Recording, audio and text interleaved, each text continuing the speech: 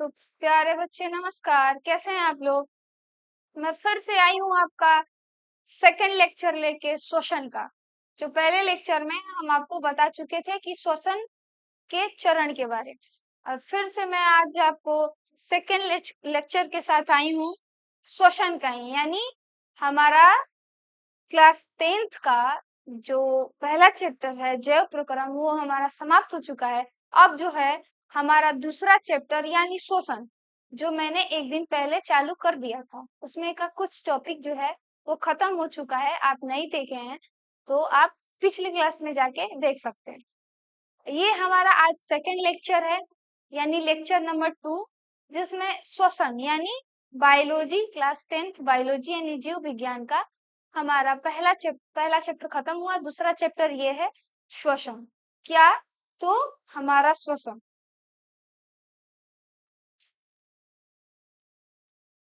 आपको पहले ही अब जैसे बता चुके थे पिछले क्लास में कि हमारा श्वसन क्या है, श्वसन की कौन कौन सी चरणें हैं।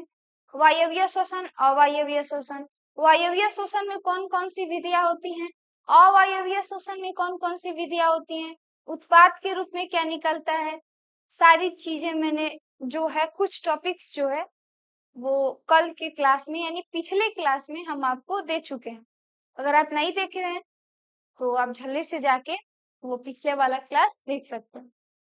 तो समय की बर्बादी ना करते हुए हम क्लास को चालू करें और आगे बढ़ते हम अपने क्लास की ओर, तो बढ़ा जाए। चलिए,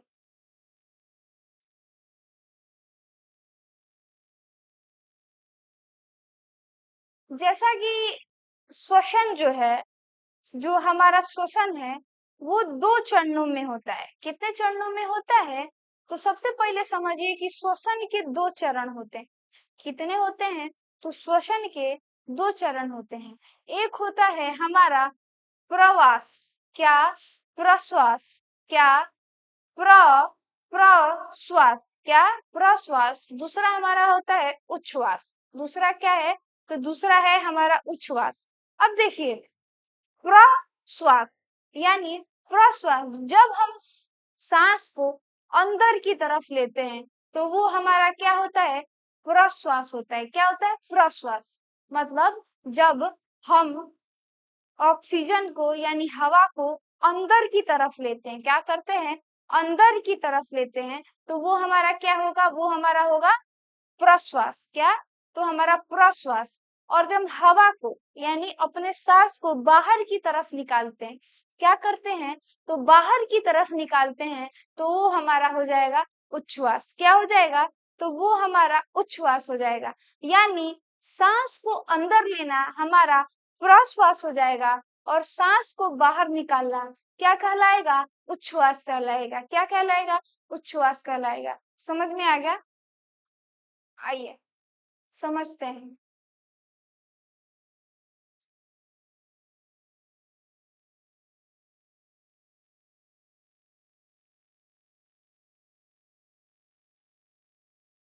चलिए देखिए, प्रश्वास क्या? तो प्रश्वास, हम प्रश्वास यानी जब हवा को हम अंदर की तरफ लेते हैं, किधर लेते हैं?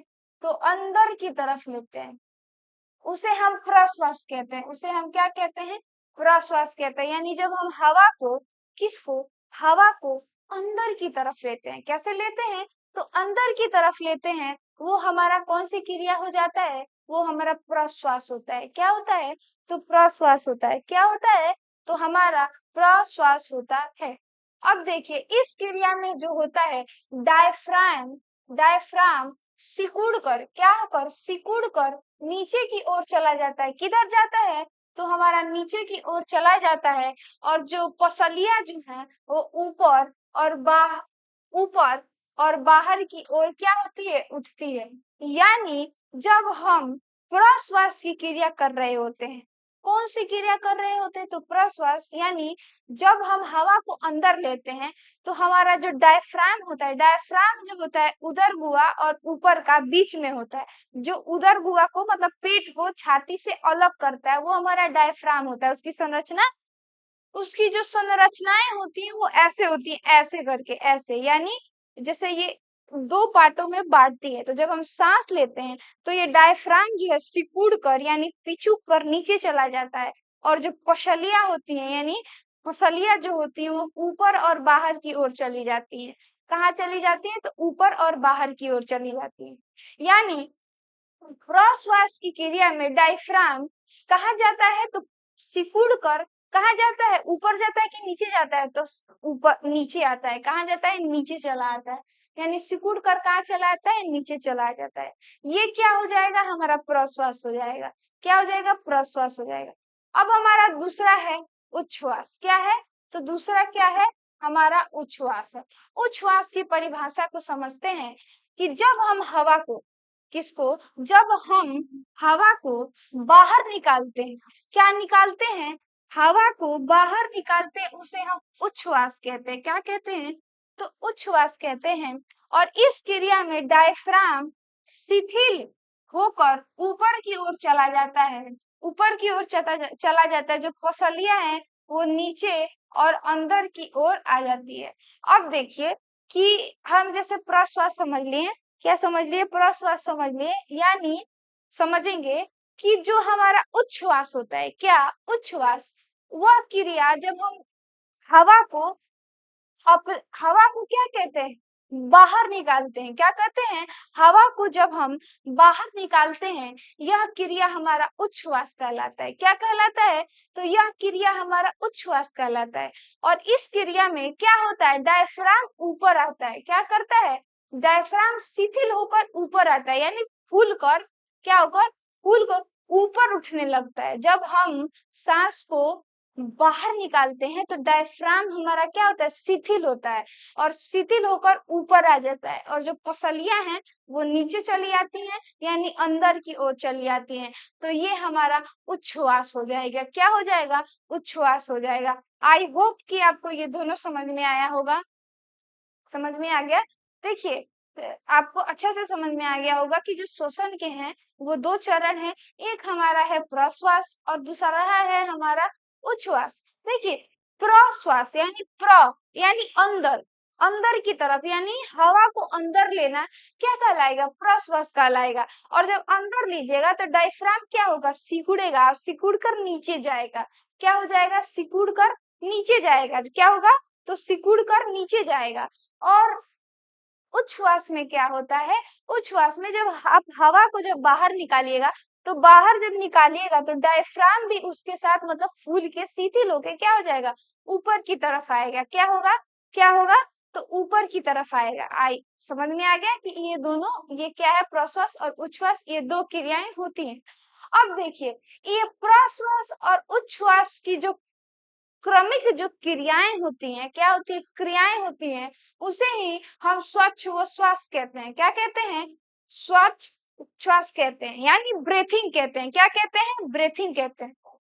अब देखिए, सांस लेने और छोड़ने की क्रिया को श्वासोच्छ्वास कहते हैं। क्या कहते हैं? श्वासोच्छ्वास कहते हैं। क्या कहते हैं? श्वासोच्छ्वास कहते हैं। यानी सांस लेने की क्रिया क्या हो जाएगा? हमारा प्रश्वास। और सांस छोड़ने की क्रिया क्या हो जाएगा? हमारा उच्छ्वास। यानी प्रश्वास और उच्छ्वास का जो निरंतर जो क्रमिक क्रियाएं हैं, क्या है? क्रियाएं हैं, वो हमारा क्या कहलाती है? श्वासोच्छ्वास कहलाती है, यानी ब्रेथिंग कहलाती है। क्या कहलाती है? श्वासोच्छ्वास कहलाती है। यानी सीधी सादी भाषा में समझेंगे कि सांस लेने और छोड़ने की प्रक्रिया को, किसको? तो सांस लेने और छोड़ने की प्रक्रिया को क्या कहते हैं? तो श्वासोच्छ्वास कहते हैं। क्या कहते हैं? श्वासोच्छ्वास कहते हैं, यानी ब्रेथिंग कहते हैं।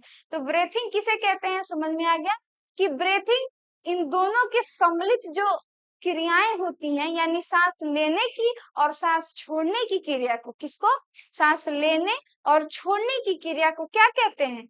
श्वासोच्छ्वास कहते हैं, यानी ब्रेथिंग कहते हैं। समझ में आ गया?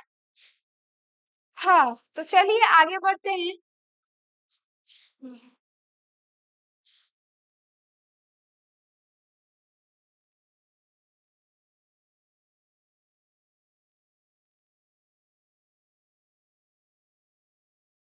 अब देखिए, अब हमारा टॉपिक चालू होता है जंतुओं में गैसीय विनिमय। यानी जो जंतुओं में है वो शोषण की क्रिया किस प्रकार होती है।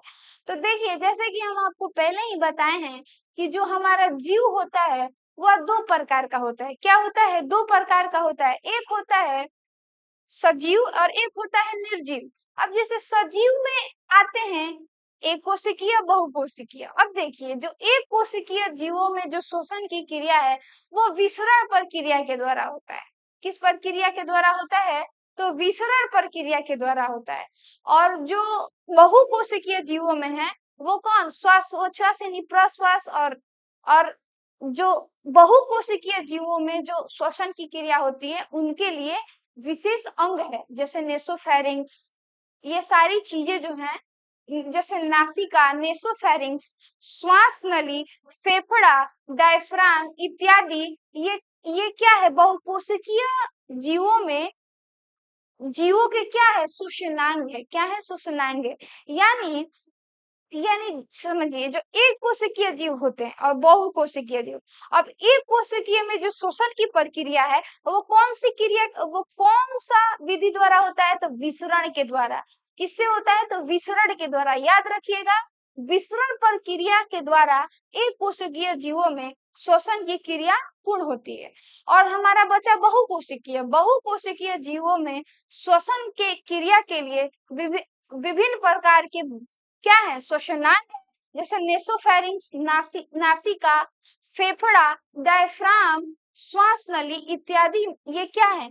बहुकोशिकीय जीवों के श्वसनांग है। तो समझ में आ गया।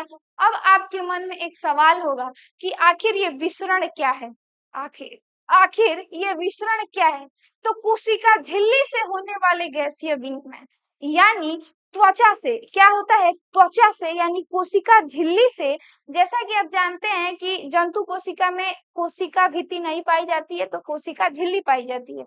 तो कोशिका झिल्ली से होने वाले जो गैसीय विनिमय होते हैं, गैसीय विनिमय होता है, इसी प्रक्रिया को क्या कहते हैं? विसरण कहते हैं। क्या कहते हैं? विसरण कहते हैं। और कोशिका झिल्ली से गैसीय विनिमय कौन से जीव में होता है? तो एक कोशिकीय जीव में होता है। कौन से जीव में होता है? तो एक कोशिकीय जीव में होता है।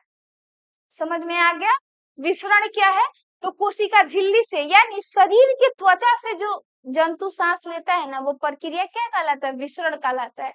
और शरीर के त्वचा से कौन सांस लेते हैं? तो एक कोशिकीय जीव। जैसे अमीबा आ जाएगा, हाइड्रा आ जाएगा, हाइड्रा पौधा में आ जाएगा और पैरामीशियम आ जाएगा। ये गैसीय विनिमय यानी श्वास उच्छ्वास बोलते हैं ना, श्वास उच्छ्वास यानी ब्रेथिंग, वो कैसे करते हैं? तो विसरण प्रक्रिया से। और विसरण क्या है? तो कोशिका झिल्ली से होने वाले गैसीय विनिमय को के साथ में बोलिए, कोशिका झिल्ली से होने वाले गैसीय विनिमय को क्या कहते हैं? विसरण कहते हैं। क्या कहते हैं? विसरण कहते हैं। अब देखिए ये जब आप समझ लिए तो आपको ये बहुत आसानी से समझ में आएगा कि जंतुओं में गैसीय विनिमय कैसे होता है। तो आइए समझते हैं। देखिए जंतुओं में गैसीय विनिमय विनिमय जंतुओं में गैसीय विनिमय। चलो बहुकोशिकीय जीवों में गैसीय विनिमय किसमें? बहुकोशिकीय जीवों में। बहुकोशिकीय जीवों में गैसीय विनिमय श्वसन अंगों के द्वारा पूर्ण होता है। आपको बताए थे कि जो बहुकोशिकीय जीव होते हैं उनमें विभिन्न प्रकार के श्वसनांग होते हैं जिनकी जिनकी सहायता से श्वसन की क्रिया क्या होती है? तो श्वसन की क्रिया क्या होती है? पूर्ण होती है। क्या होती है? तो पूर्ण होती है। क्या होती है? पूर्ण होती है। अब देखिए जबकि एक कोशिकीय जीवों के द्वारा यह क्रिया विसरण के द्वारा पूर्ण होती है, जबकि बहुकोशिकीय जीव के लिए गैसीय विनिमय के लिए विशेष प्रकार के श्वसनांग है। लेकिन एक कोशिकीय जीव के लिए, किसके लिए? एक कोशिकीय जीव के लिए ऐसा कोई अंग नहीं है। वो क्या है? वो विसरण प्रक्रिया के द्वारा श्वसन की क्रिया पूर्ण करता है। यानी विसरण यानी वो विसरण का मतलब यहाँ समझिए शरीर के त्वचा से। किससे? तो शरीर के त्वचा से। किससे? तो त्वचा से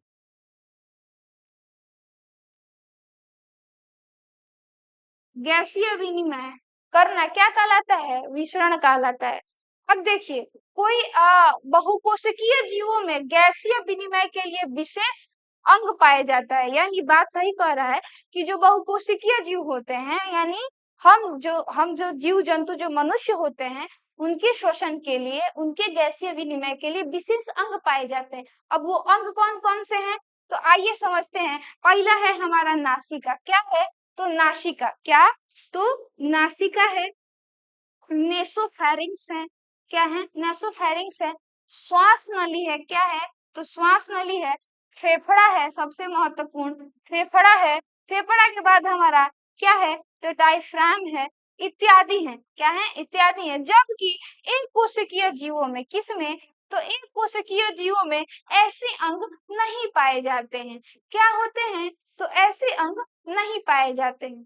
आई होप कि आपको समझ में आ गया होगा कि जंतु में गैसीय विनिमय।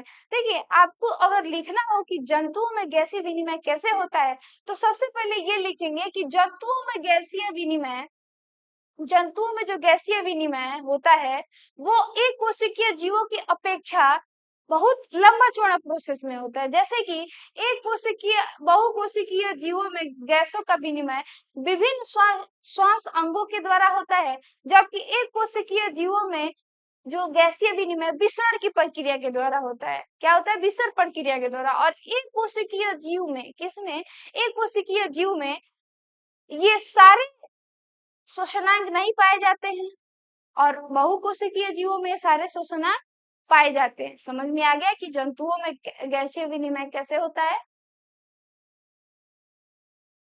समझ में आ गया। तो आगे बढ़े, आपको समझ में आ गया होगा। देखिए, हम आपको पहले ही बताए थे कि देखिए, आपको दिख रहा होगा, ये जो है ये डायफ्राम है। यानी क्या करता है, उदर गुहा यानी पेट को और छाती को दो भागों में बांटता है। नहीं तो दौड़ते तो पेट और कलेजा पूरा एक में डबडब डबडब हो जाता। तो इसलिए क्या हुआ, वो डायफ्राम जो है वो दो भागों में क्या करता है, बांटता है। क्या करता है, तो बांटता है। आगे बढ़ते हैं।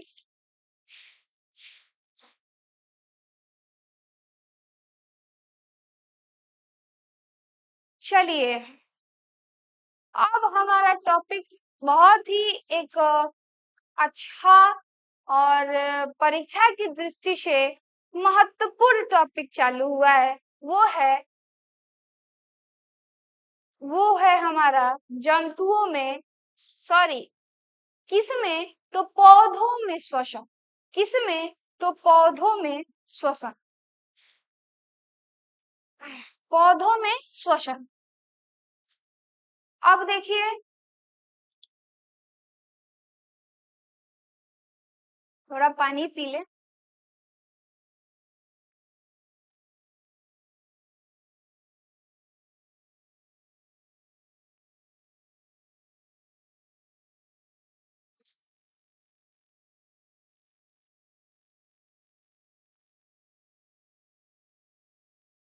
चलिए, अब हमारा टॉपिक चालू हुआ है पौधों में श्वसन। किसमें, तो पौधों में श्वसन। अब देखिए, पौधों में श्वसन की प्रक्रिया को सबसे पहले समझेंगे। पौधा में सबसे पहले आपको प्रकाश संश्लेषण की क्रिया हम बताए थे। पौधों में जो गैसीय विनिमय का जो माध्यम होता है वो होता है वातरंध्र यानी स्टोमाटा। क्या होता है, तो स्टोमाटा यानी वातरंध्र होता है। देखिए, जब पेड़ पौधे जो होती है, जब जब जो हरे पेड़ पौधे की जो पत्तियां होती है, उनकी सतह पर, उनकी किसी पे सतह पर क्या पाए जाते हैं, रंध्र पाए जाते हैं। रंध्र छिद्र जिसे स्टोमाटा कहते हैं। क्या कहते हैं, स्टोमाटा कहते हैं। छिद्र पाए जाते हैं। क्या पाए जाते हैं, छिद्र पाए जाते हैं। जब प्रकाश संश्लेषण की क्रिया होती है, प्रकाश संश्लेषण की क्रिया होती है, तो ये जो वात रंध्र में क्या होती है, वात रंध्र में रक्ष कोशिकाएं, रक्षी कोशिकाएं, जैसे जो रक्षक कोशिकाएं होती हैं, क्या हो जाती है, रक्षी कोशिकाएं जो हो जाती हैं वो ऐसे खुल जाती हैं। क्या हो जाती हैं, खुल जाती हैं। और खुलने के बाद जिसे छिद्र के माध्यम से वायुमंडल में वायु प्रवेश कर जाता है।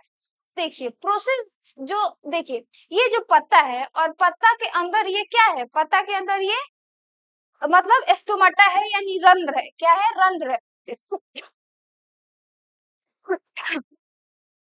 क्या है, तो रंध्र है। एक मिनट,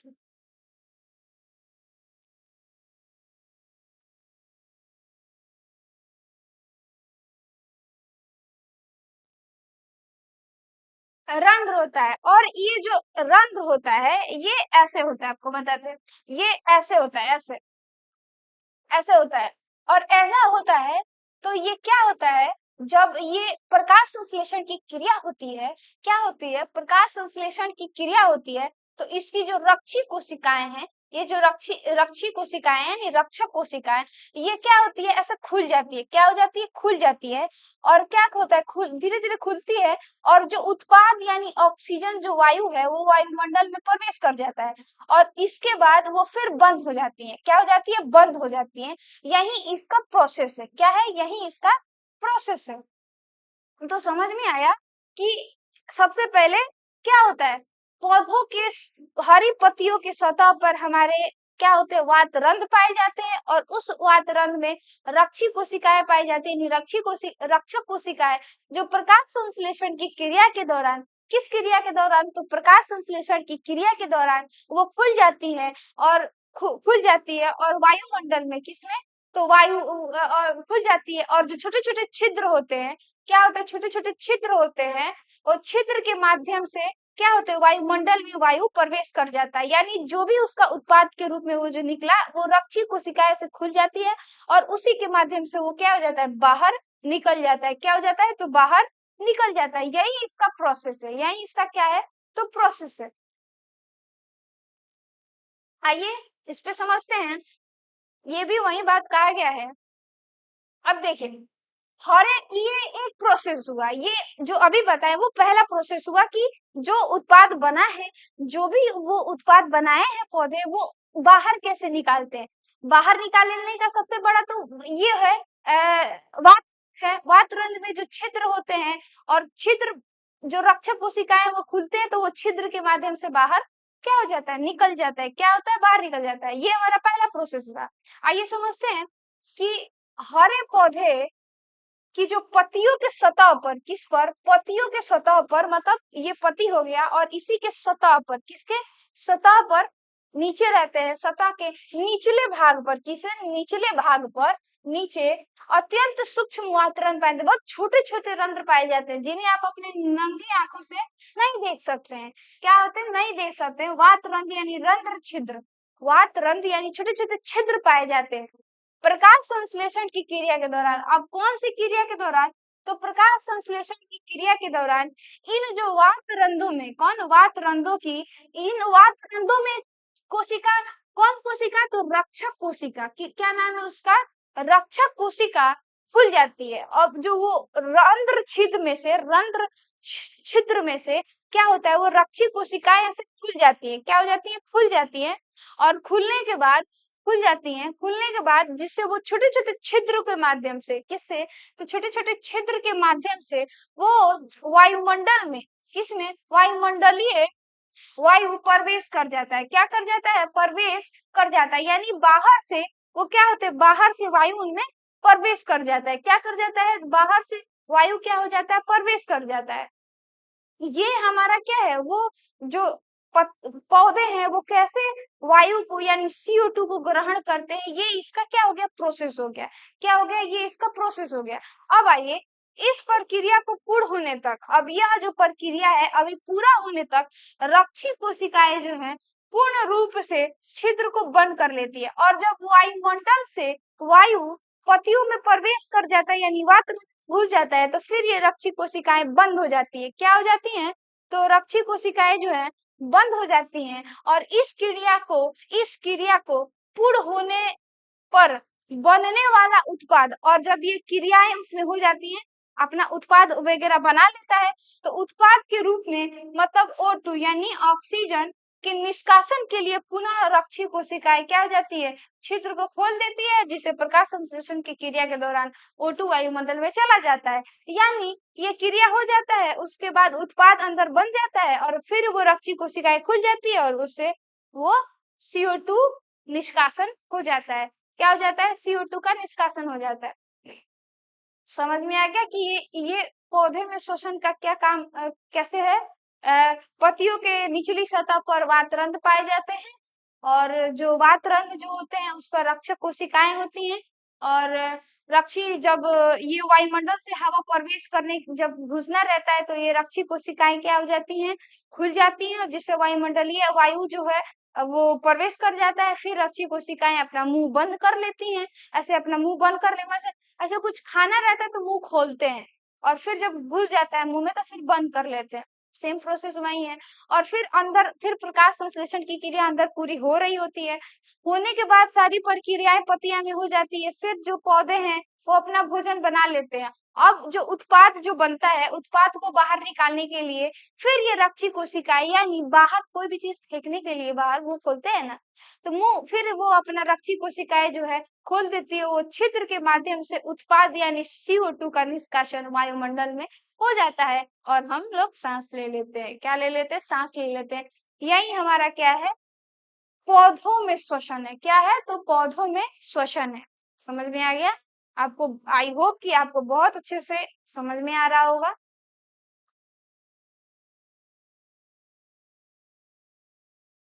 समझ में आ गया, ठीक है, चलिए आगे बढ़ते हैं।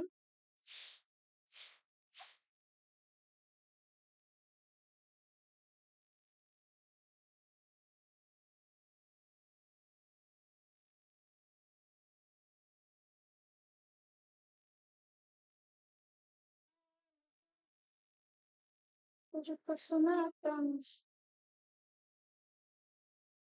हाल दिल, तुझे तो सुनाता हूँ। अब देखिए, अब हमारा नेक्स्ट टॉपिक होता है एक कोशिकीय जंतुओं में गैसीय विनिमय।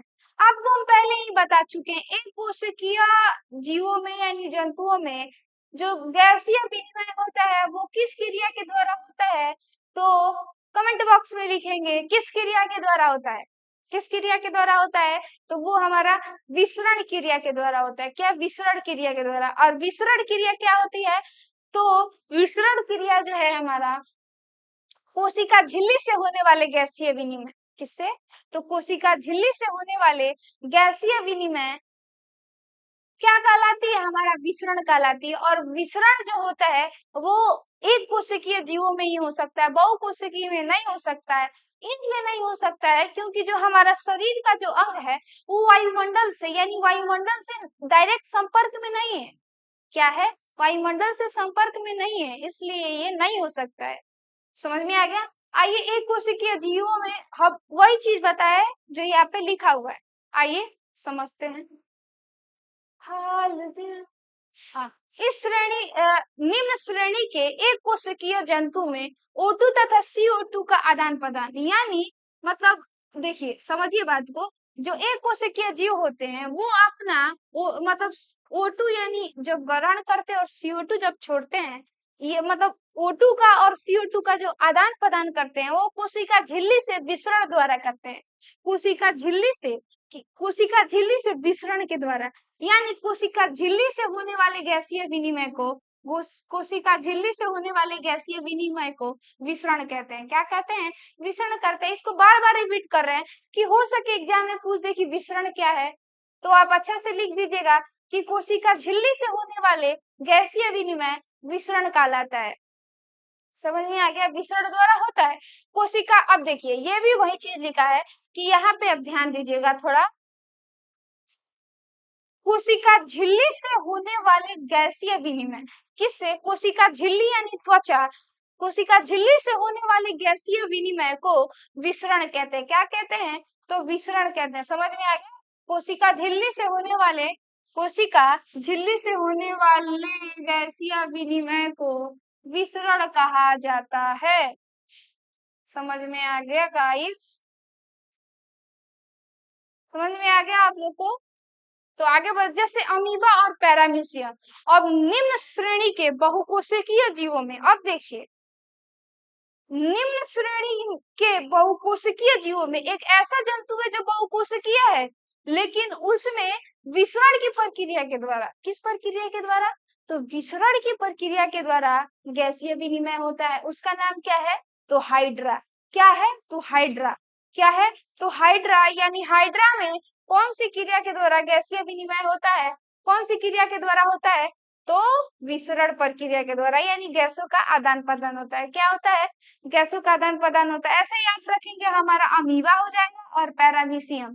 क्या हो जाएगा, पैरामीशियम।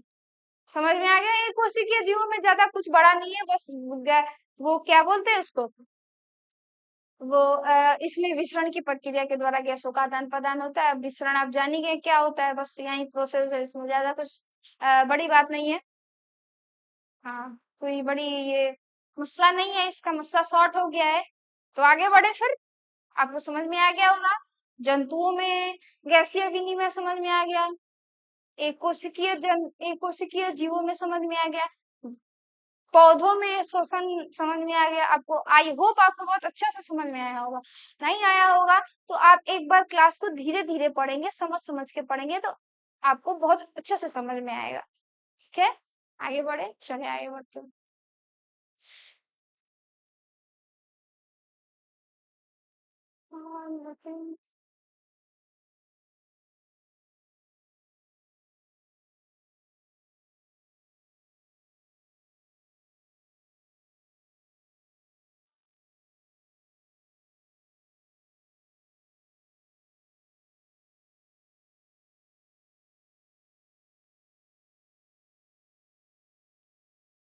चलिए, अब समझते हैं बहुकोशिकीय जीवों में होने वाला श्वसन।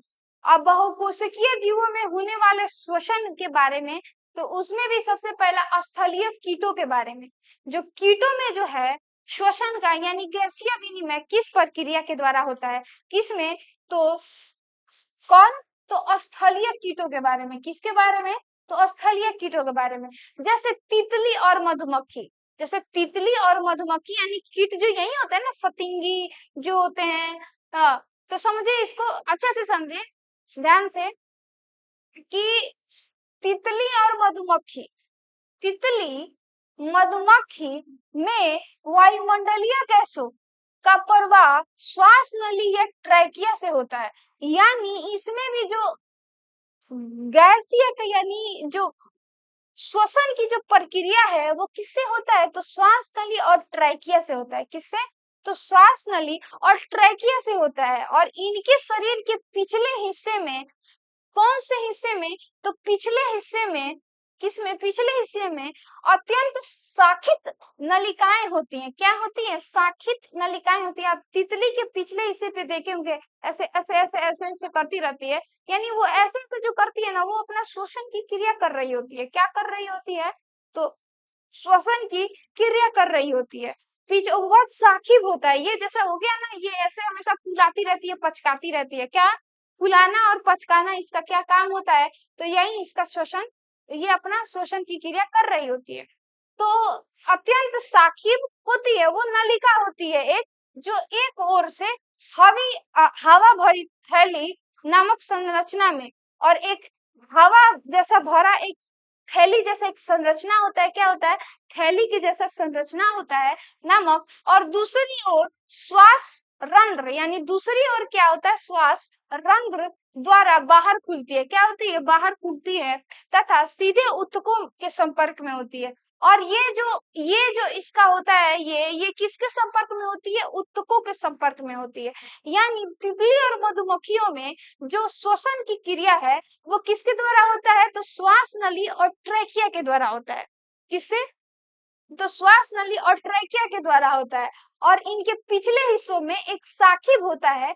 क्या होता है, साखिब एक नलिका जैसा होता है। वो नलिका जो है वो थैली जैसा होता है। क्या होता है, थैली जैसा होता है। और ये जो थैली है वो डायरेक्ट किसके संपर्क में रहता है, तो ऊतकों के संपर्क में रहता है, सीधे ऊतक के संपर्क में रहता है। और ऊतक के संपर्क में रहने से इसका इसका क्या होता है, ये जब अपना फुलाता और पचकाता है, तो इसी से इसका क्या होता है, श्वसन की क्रिया होता है। क्या होता है? श्वसन की क्रिया होता है। अब समझिए, यह अपने शरीर के पिछले हिस्से को, यानी अभी बताए ना, जो ऐसे ऐसे करता है, उसी का ये पिछले हिस्से को संकुचन, क्या? संकुचन तथा अनुशिथिलन, क्या? अनुशिथिलन यानी फुलाती है और पचकाती है, यानी फुलाती है और पचकाती है गति के द्वारा, यानी फुलाना और पचकाना ये गति करती है, जिससे वायुमंडलीय O2 ऊतक में पहुंच जाता है। जिसे ऐसे ऐसे करती है तो जो O2 है वो इसके शरीर में क्या हो जाता है? प्रवेश कर जाता है। क्या हो जाता है? प्रवेश कर जाता है, क्योंकि इनमें हीमोग्लोबिन, क्या? क्योंकि इनमें हीमोग्लोबिन के स्थान पर हीमोलिम्फ पाया जाता है। अब देखिए, इनमें जो स्थलीय जो कीट होते हैं उनमें हीमोग्लोबिन नहीं पाया जाता है, उनमें हीमोलिम्फ पाया जाता है। क्या पाया जाता है? तो हीमोलिम्फ पाया जाता है। अब हीमोलिम्फ क्या होता है? तो हीमोग्लोबिन रहित रक्त को, प्लाज्मा को क्या कहते हैं? हीमोग्लोबिन रहित प्लाज्मा को हीमोलिम्फ कहते हैं। यानी उस इन लोगों में ब्लड नहीं होता है, इसमें व्हाइट ब्लड सेल पाया जाता है, यानी हीमोलिम्फ पाया जाता है, जिसमें हीमोग्लोबिन नहीं पाया जाता है। क्या होता है? नहीं पाया जाता है। क्या होता है? होता है जिससे O2 को बांधने की क्षमता नहीं होती है, जिसमें O2 को बांधने की क्षमता नहीं होती है, यानी गाढ़ रूप में इसमें ये चला जाता है। तो समझ में आया? समझ में आ गया कि इसका प्रोसेस क्या? यहाँ तक तो समझ में आ गया कि फुलाती है, पचकाती है। अब देखो, ये फूला अपने ये पिछले वाले हिस्से को ऐसे सिकुड़न और सिकुड़ने का प्रक्रिया करती है, जिससे क्या होता है? वो O2 जो है डायरेक्ट उत्तक में, इसके उत्तक में प्रवेश कर जाता है, और उत्तक में जब ये प्रवेश करता है तो इनमें क्या होता है? हीमोग्लोबिन नहीं पाया जाता है, हीमोग्लोबिन के स्थान पर हीमोलिम्फ पाया जाता है। क्या पाया जाता है? तो हीमोलिम्फ पाया जाता है। समझ में आ गया? कीटों में कैसे ये होता है, समझ में आ गया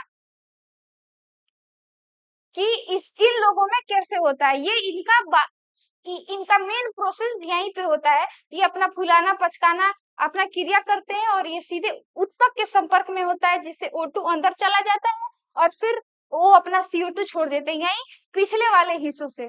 समझ में आ गया होगा? चलिए फिर अब आगे बढ़ते हैं। अब देखिए, आइए समझते हैं पतियों में आदान प्रदान के लिए पतियों में अवस्थित रंध्र के बारे में। किसके बारे में? रंध्र के बारे में। वेरी बहुत अच्छा ही चित्र बना हुआ है, इससे आपको स्पष्ट रूप से समझ में आ जाएगा कि पतियों में जो है, किसमें? पतियों में जो है वो गैसीय विनिमय कैसे होता है, यानी श्वसन की क्रिया कैसे होती है। तो सबसे सीधी सादी बात है कि जो पतियों के निचली सतह पर, किसमें? पतियों के निचली सतह पर एक वात रंध्र पाए जाते हैं। क्या पाए जाते हैं? वात रंध्र, जिसमें छोटे छोटे छिद्र होते हैं। यही हमारा क्या है? छोटे छोटे छिद्र होते हैं। और ये जो छिद्र होते हैं, ये जो हमारा छिद्र होते हैं, उनसे क्या होती है कि जब उसमें रक्षी कोशिकाएं पाई जाती है, और ये रक्षी कोशिकाएं प्रकाश संश्लेषण की क्रिया में, किसमें? प्रकाश संश्लेषण की क्रिया में क्या हो जाती है? ये ऐसे ढकी होती है, और प्रकाश संश्लेषण की क्रिया में ऐसे ओपन हो जाती है। यानी क्या होती है? प्रकाश संश्लेषण की क्रिया होती है तो रक्षी कोशिकाएं ऐसे ओपन हो जाती है, और जब ओपन हो जाती है तो जो वायुमंडल से, कहा से जब ऐसे खुल जाती है, तो वायुमंडलीय जो हवा है वो पतियों में प्रवेश कर जाता है। क्या हो जाता है? यानी कार्बन डाइऑक्साइड गैस किसके माध्यम से? तो रक्षी कोशिकाएं खुल जाती है, और उसके माध्यम से वो जो वायुमंडलीय जो हवा है वो किसमें प्रवेश कर जाता है? तो पतियों में, यानी पौधों में प्रवेश कर जाता है। और फिर जब प्रकाश संश्लेषण की क्रिया, यानी यह क्रिया पूर्ण होने तक ये जो उत्पाद बनाता है, और जब ये उत्पाद बनाता है, उत्पाद बनाने के बाद फिर से रक्षी कोशिकाएं खुल जाती है, और उत्पाद के रूप में O2 यानी ऑक्सीजन का निष्कासन वायुमंडल में क्या हो जाता है? हो जाता है। यही प्रक्रिया हमारा क्या होता है? यह प्रक्रिया किसमें होता है? तो पौधों में होता है। किसमें होता है? पौधों में होता है। आई होप कि आपको समझ में आ गया होगा कि ये कैसे होता है। छोटे छोटे छिद्र पाए जाते हैं। वेरी आसान तरीका था ये समझने का। श्वसन किसमें? तो पौधों में। किसमें? तो पौधों में। समझ में आ गया कि खुल जाती है, सब बंद हो जाती है, कैसे निकलती है, कैसे इसका निष्कासन होता है, कैसे प्रवेश करता है। तो थैंक यू। अब लास्ट तक बने रहे। आज का क्लास तब यहीं तक खत्म किया जाए। अब हमारा यहीं तक खत्म होगा। और नेक्स्ट क्लास में हम आपको आएंगे और नेक्स्ट क्लास आपको पढ़ाना है मानव में श्वसन। किसमें? मानव में श्वसन, यानी ट्रैकिया, नासिका और फेफड़ा इत्यादि के बारे में आपको क्या होगा, नेक्स्ट क्लास में हम आपको बताए होंगे। आई होप आज का क्लास आपको क्या होगा, समझ में आ गया होगा। तो क्लास को ज्यादा से ज्यादा शेयर करिए, लाइक कीजिएगा, सब्सक्राइब कीजिएगा और प्रत्येक क्लास में जुड़े रहिएगा। तो आज के लिए बस इतना ही, फिर मिलते हैं अगले क्लास में। श्वसन का लेक्चर 3 लेके हम आएंगे। धन्यवाद, थैंक यू।